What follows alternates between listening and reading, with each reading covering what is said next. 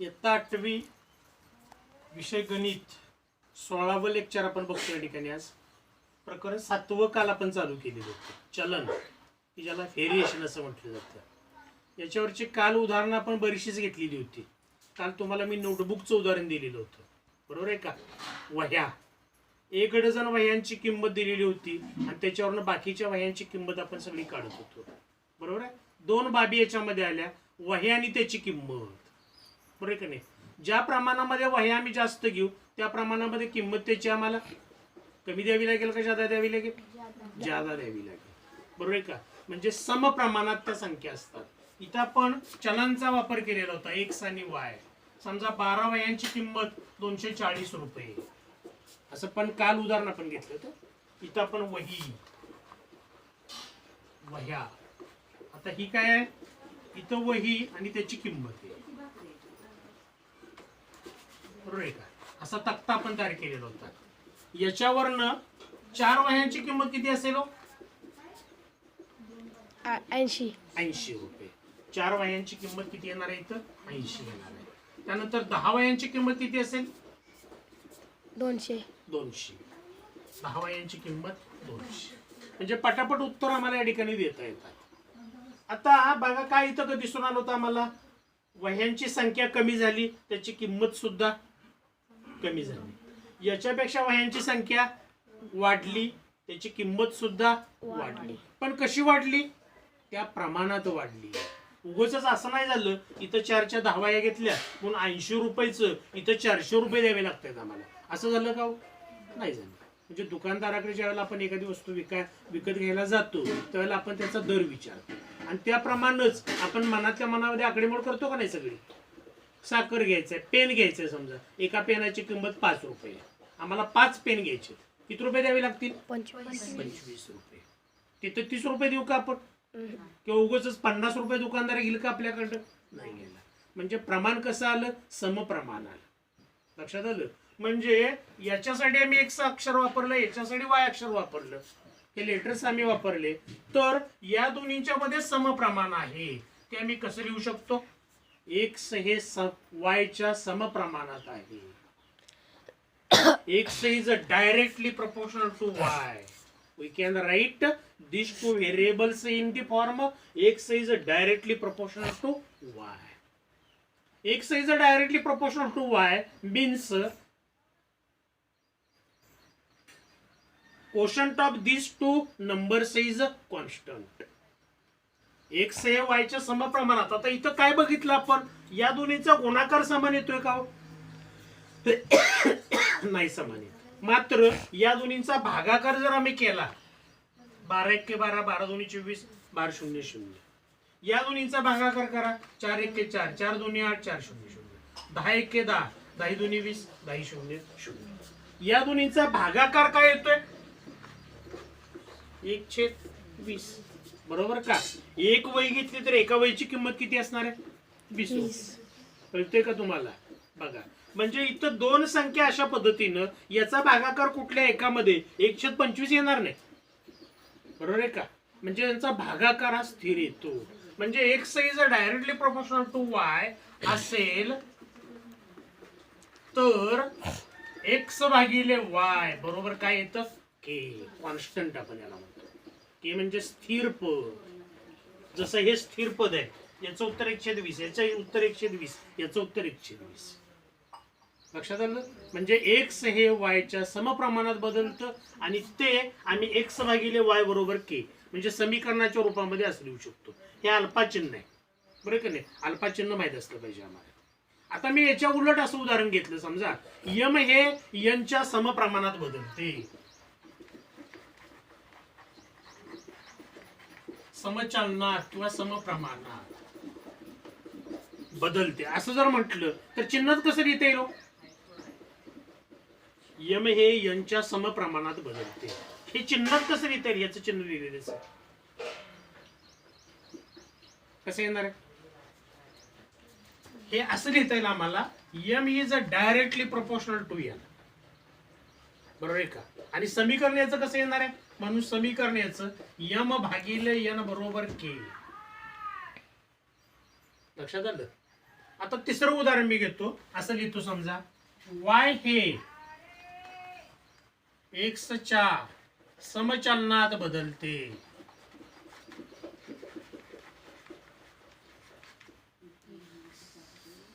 y is changes in direct proportional to x. Y is changes directly proportional to x. Then how can write in proportion form? कसं लिहिता येतं सांगा बोरी? हे कसं लिहायचं? x हे y च्या समप्रमाणात बदलते. खाली बघून नकोस. x हे y च्या समप्रमाणात बदलते, बरोबर आहे का नाही? x हे y च्या समप्रमाणात काय आलं? x is directly proportional to y. m हे n च्या समप्रमाणात बदलते. काय लिहिलं आम्ही? m is directly proportional to y. म्हणून समीकरण काय आलं? m भागिले n बरोबर k. तसं याचं सांगा की हा y is directly proportional to x, right. काय येणार आहे? y is directly proportional to x. कारण y हे म्हणजे हे पहिल्यांदा घ्यायचंय, हे नंतर घ्यायचंय. इथं m हे m पहिल्यांदा, इथं x हे म्हणून x पहिल्यांदा. मग याचं समीकरण कसं म्हणता येईल? x is equal to k, right. y upon x is equal to k. हा त्याचा काय येणार आहे? कॉन्स्टंट. कळलं का? म्हणजे दोन चल जर आम्हाला दिली आणि त्याच्यातलं जर प्रमाण दिलं म्हणजे कोण कोणाच्या समप्रमाणात बदलते, बरोबर आहे का नाही? डायरेक्ट व्हेरिएशन आहे का इनव्हर्स? आता इनव्हर्सचं उदाहरण पण काल आपण घेतलेलं होतं, व्यस्त प्रमाणाचं. समप्रमाणात बदलते म्हणजे मग त्याचं विधान आम्हाला चलनाचं बरोबर मांडता आलं पाहिजे. आणि चलनाचं विधान मांडलं तर त्याचं समीकरण पण आम्हाला लिहिता आलं पाहिजे. समीकरण मांडताना काय करायचं? हे पहिल्यांदा घ्यायचं, त्याला भागिले हे करायचं. इथं कसं केलं? हे भागिले हे. इथं कसं केलं? m भागिले x भागिले y. कळला का बाबी? या सगळ्या समचलनाचं कळलं का सगळं? समचलनामध्ये चलांचा भागाकार बरोबर काय असतो? स्थिर संख्या. In direct proportion quotient of two variable is constant. In direct variation quotient of भागाकार quotient of two variable is a constant number. Yes? Okay. आता याच्यावरची उदाहरण आपण घेऊ.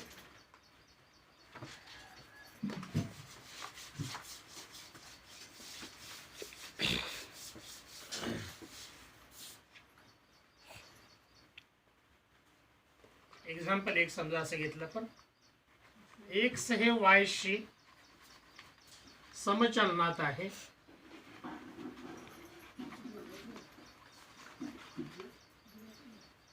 x बरोबर 5 असताना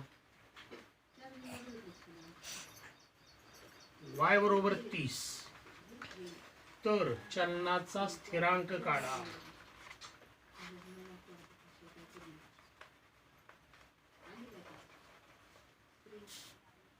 व चलनाचे समीकरण द्या.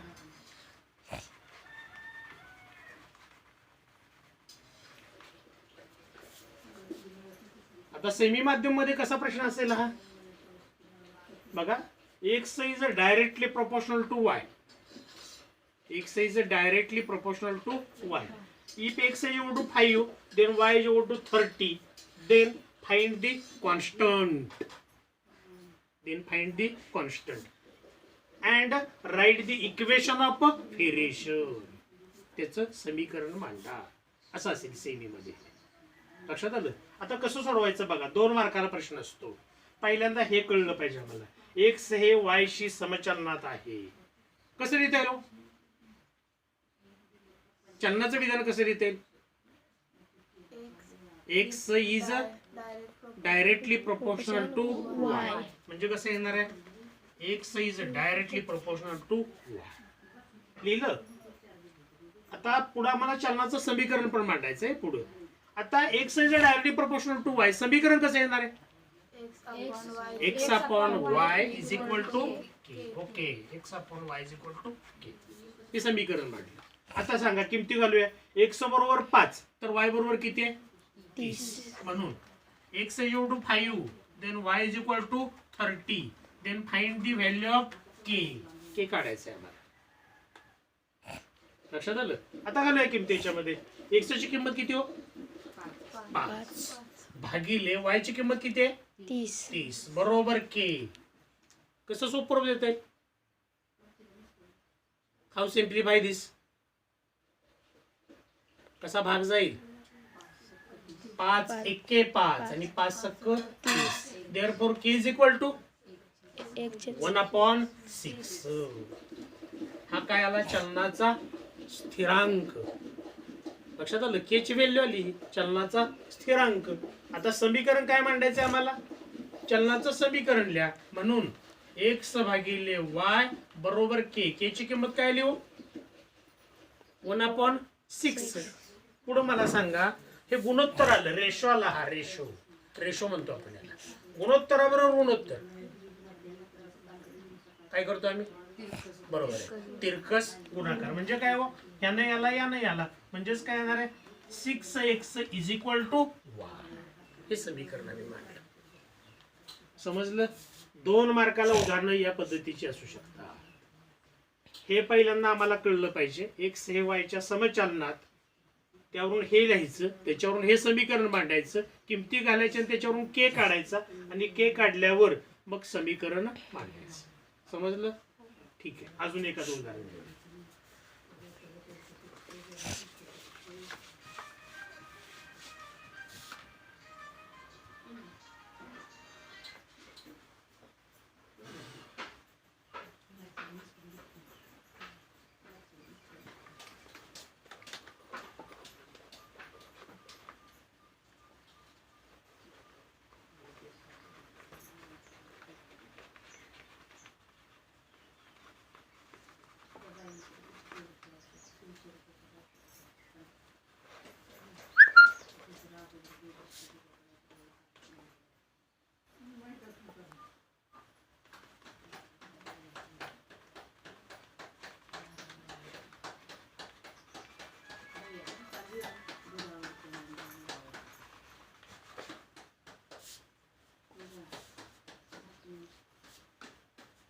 पुढचं उदाहरण घेतलंय आपण आता इथे. लक्ष द्या आता इथं. बरोबर काय घेतले हो?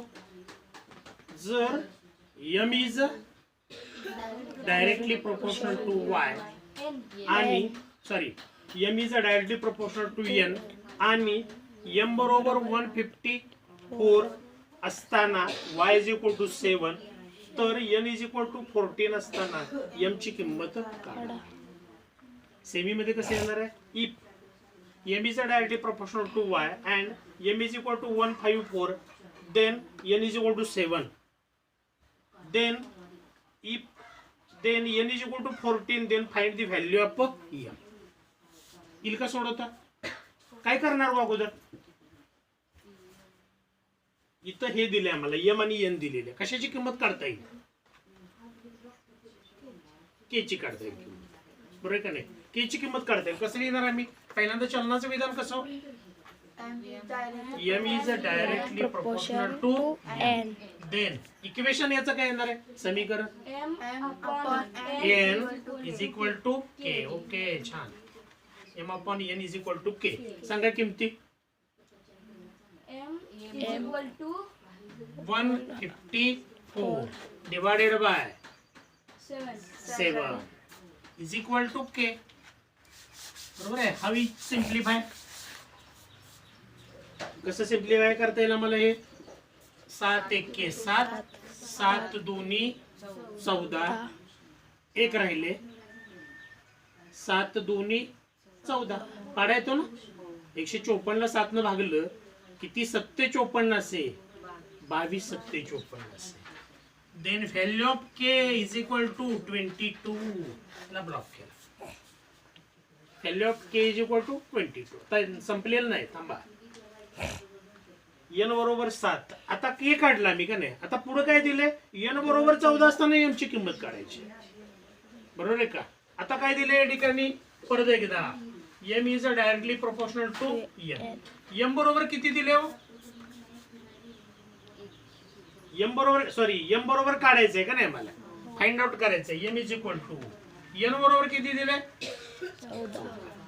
आता घालूया किंमत याच्यामध्ये. कसं येणार आहे? हे चलनाचं विधान m is directly proportional to n. Therefore m upon n is equal to k. सांगा बरोबर काय येणार आहे? m ची किंमत किती आहे? एमची किंमत किती आहे? एमची किंमत एम किती आहे इथं ह्याच्यात? नाही दिलेला, तो काढायचा आहे, बरोबर का? नाही दिलेला, काढायचा आहे तो आम्हाला. इथं बघा की प्रश्नचिन्ह दिले गेलाय. एम भागिले एन किती आहे? 14. बरोबर. के किती आहे? 22. इथं काढला की के आम्ही 22. 22चा छेद किती असला पाहिजे? गुणोत्तराबरोबर गुणोत्तर काय येणार आहे? एम गुणिले 1. एम बरोबर 22 गुणिले 14. एम बरोबर 14 दुनी 28. 14 दुनी 28 आणि 2 30. किती किंमत आली एमची? 308. म्हणून एन बरोबर 14 असताना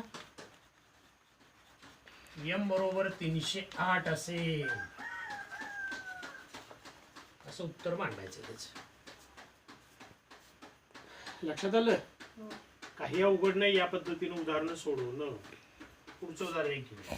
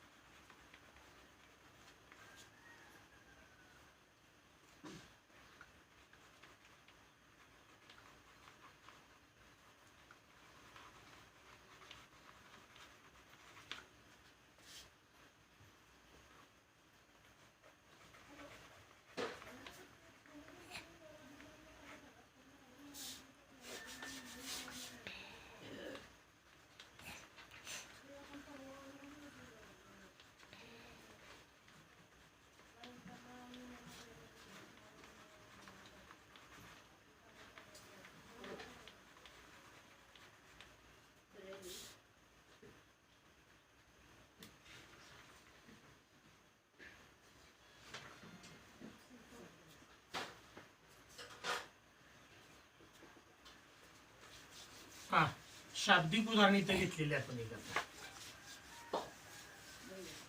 कसं शाब्दिक उदाहरण घेतले बघा. व्यवहारामध्ये अशा पद्धतीची उदाहरणं बरीच असू शकतात. शेंगदाण्याची किंमत त्याच्या वजनाच्या समप्रमाणात आहे, बरोबर की नाही? 1 किलोचा भाव आपण विचारतो दुकानदारांच्याकडे आणि त्याच्यावरून आपण 5 किलो, 10 किलो, अर्धा किलो, पाव किलो असे शेंगदाणे आणतो, बरोबर की नाही? मुंबईला शेंगदाण्याचा दर कसा आहे? 100 रुपये किलो, बरोबर. 100 रुपये किलो. आपण काही किलोभर घेत नाही, पाव किलो घेतो. पाव किलो घेतले तर किती रुपये द्यावे लागतील?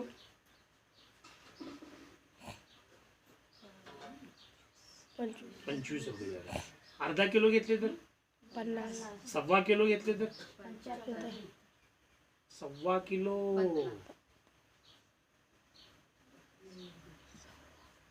सव्वा किलोला किती द्यावे लागतील? 125. 1.5 किलो 150. बरोबर. त्या प्रमाणात आपण दिलं का नाही? भाव म्हणजे वजन कमी घेतलं, दर कमी झाला. वजन वाढलं, दर वाढला त्याचा. लक्षात आलं? पण प्रमाण योग्य ठेवलं आम्ही, बरोबर आहे का नाही? 1.25 किलो म्हणजे त्याचं 150 रुपये नाही देणार, 125 रुपये देणार त्याचं. ठीक आहे. बघा, शेंगदाण्याची किंमत त्याच्या वजनाच्या समप्रमाणात बदलते. 2 बाबी आहेत, एक शेंगदाणे आणि त्याची किंमत. शेंगदाणा काय म्हणतो इंग्रजीमध्ये आम्ही? ग्राउंडनट. ग्राउंडनट म्हणतो. ग्राउंडनट म्हणजे शेंगदाणे, बरोबर आहे का? भुईमुगाच्या शेंगा, ग्राउंडनट असा त्याचा अर्थ. Groundnuts. Cost of groundnut is directly proportional to its weight. कसं दिलेलं इथे example? Cost of groundnut is a directly proportional to its weight. Weight म्हणजे वजन. 5 किलो शेंगदाण्याची किंमत 450 रुपये असेल. If the value of 5 kg is 450 rupees. बरोबर आहे का? If the weight of 5 kg weight then its price is 450. Then find the value of 1 quintal groundnuts. 1 quintal. Quintal म्हणजे क्विंटल काय हो? कशाला क्विंटल म्हणतो आपण? आपण भात क्विंटलवर विकतो, ज्वारी क्विंटलवर विकत घेतो, सोयाबीन आपण क्विंटलवर विकतो. क्विंटल म्हणजे किती असते? किती किलो म्हणजे 1 क्विंटल? काय माहिती किती किलो म्हणजे 1 क्विंटल? 100 किलोचा 1 क्विंटल होतो. एक पोतं म्हणतो का नाही आपण? पोतं.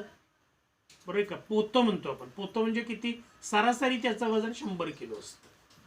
बरोबर 100 किलो असत नाही, कमी जास्त होऊ शकतं. जर आपण सोयाबीन, आता सुगी चालू होणार, सोयाबीन विकायचं म्हटलं तर काय करावं लागतं आपल्याला? पोतं भरून सोयाबीन तोंड शिवून अगदी जर विकायचं म्हटलं तर त्याचं वजन जवळजवळ 100 किलोच्या आसपास जातं. ज्वारीचं पण तसंच असतं, भाताचं तसं होतं नाही का? भात हलका असतं का नाही, त्यामुळे त्याचं वजन 100 किलो येतं का एका पोत्याचं? नाही येत.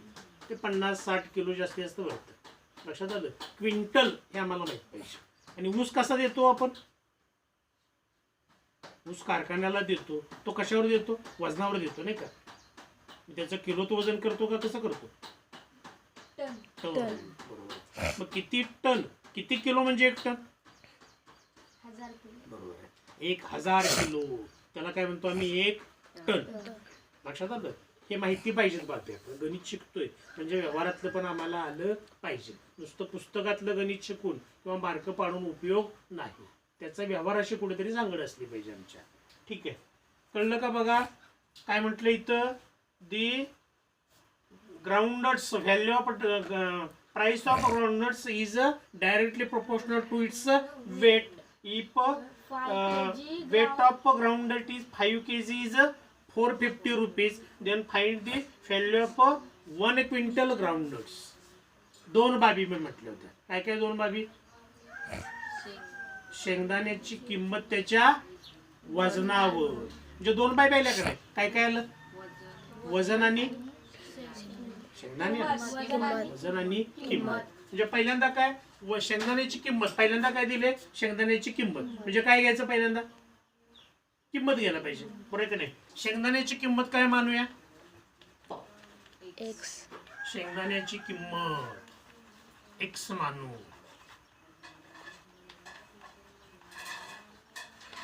बरोबर आहे. Let price of groundnut be x.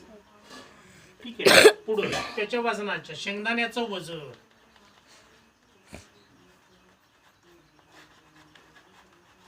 वजन काय मानूया? वाय. आता इथं याच्यासाठी येणारे अक्षर शेंगदाण्याची किंमत. किंमत म्हणजे त्याला काय म्हणतो आपण इंग्रजीमध्ये? कॉस्ट किंवा प्राइस म्हणतो आपण त्याची. बरोबर की नाही? म्हणजे इथं कॉस्ट जर घेतलं तर सी अक्षर वापरता येईल. बरोबर आहे का? आणि वजनासाठी काय अक्षर? शब्द कोणता आहे? वेट. म्हणजे इथं डब्ल्यू पण अक्षर वापरता येईल आम्हाला. एक्स वायचं घेतलं पाहिजे असं काही नाही, असं पण आपल्याला वापरता येते. बरोबर आहे. आता बघा दिलेलं विधान, शेंगदाण्याची किंमत त्याच्या वजनाच्या समप्रमाणात आहे. म्हणजे काय येणार आहे? चलनाचं विधान काय? Statement of variation is what? X is directly proportional to y. किंवा हे जर अक्षर घेतली तर काय येणार आहे? C is directly proportional to डब्ल्यू. बरोबर आहे. आता सांगा मला मग काय काय दिले? 5 किलो शेंगदाण्याची किंमत म्हणजे काय हो? काय येणार याच्यातलं? तर 5 किलो शेंगदाण्याची किंमत 450 रुपये आहे. काय येणार याच्यात? एक्सची किंमत किती?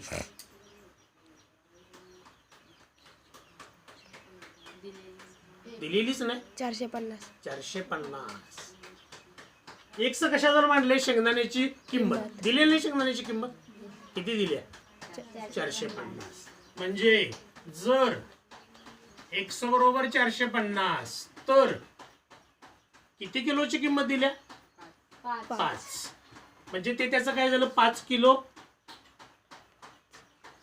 5 किलो हे ते शेंगदाण्याचं काय झालं? वेट, वजन झालं. म्हणजे वाय बरोबर किती येणार आहे? 5. बरोबर का? तसंच इकडे पण सांगा बरोबर. कॉस्ट म्हणजे का? सी म्हणजे किंमत. म्हणजे सी बरोबर if c is equal to 450 then डब्ल्यू इज इक्वल टू 5 kg. बरोबर का? याच्यावर काय काढता येईल आम्हाला? के काढता येईल का नाही? के बरोबर आहे का? कसं येणार आहे मग आता इथं? X is directly proportional to y. समीकरण कसं? एक्स भागिले वाय बरोबर एक्स ची किंमत किती आहे? 450 भागिले वाय ची किंमत 5 बरोबर के. सोपं रूप द्या. के बरोबर किती आली किंमत? 90. भाग कसा गेला कळलं ना? 5 90 45. 5 0 0. इथं कसं येणार आहे? C is directly proportional to डब्ल्यू. म्हणजे काय येणार आहे? सी भागिले डब्ल्यू बरोबर के. सी ची किंमत 450 भागिले 5 काय येणार आहे? के. के बरोबर 5 ने भागलेल्यावर 5 90 45. संपलं का उदाहरण? नाही संपलं. काय करायचंय पुढं? 1 क्विंटल शेंगदाण्याची किंमत किती? 1 क्विंटल म्हणजे काय हो? काय आहे ते? किंमत आहे का वजन आहे? वजन आहे. म्हणजे काय घेणार आहे मी? वजनासाठी कोणतं अक्षर आहे? जर वाय बरोबर 1 क्विंटल म्हणजे किती? 100 किलो. तर आम्हाला कशाची किंमत काढायची आहे? एक्स बरोबर. इथं पण वेट दिले का नाही? इफ डब्ल्यू is equal to 100 kg then find the value of c. C काढायचं आहे आम्हाला. परत एकदा कसं लिहिणार आम्ही हे?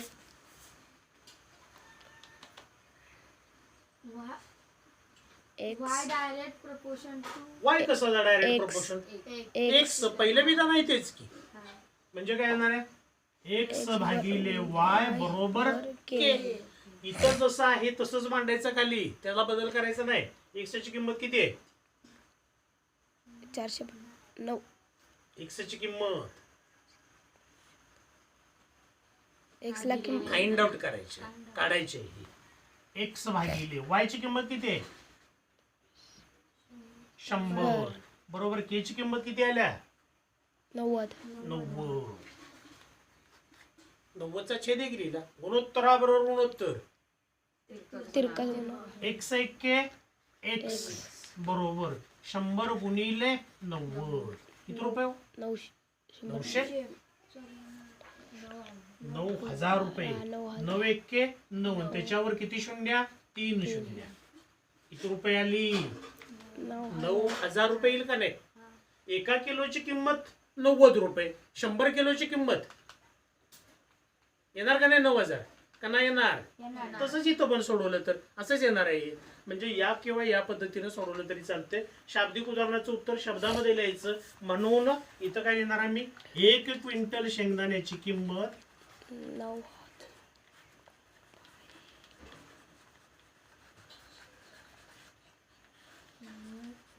किती रुपये आली? 9,000 रुपये असेल. लक्षात आलं? या पद्धतीनं शाब्दिक उदाहरणं आम्हाला सोडवता आली पाहिजे. 28. किती उदाहरणं सोडवता? किती उदाहरणं सोडवता अशा पद्धतीची? ठीक आहे. याच्यावरचा अभ्यास 7.1 सगळा सोडवायचा आहे. 6 प्रश्न आहेत सगळे याच्यातले. आणि उद्याच्या तासाला आपण व्यस्त चलन चालू करूया.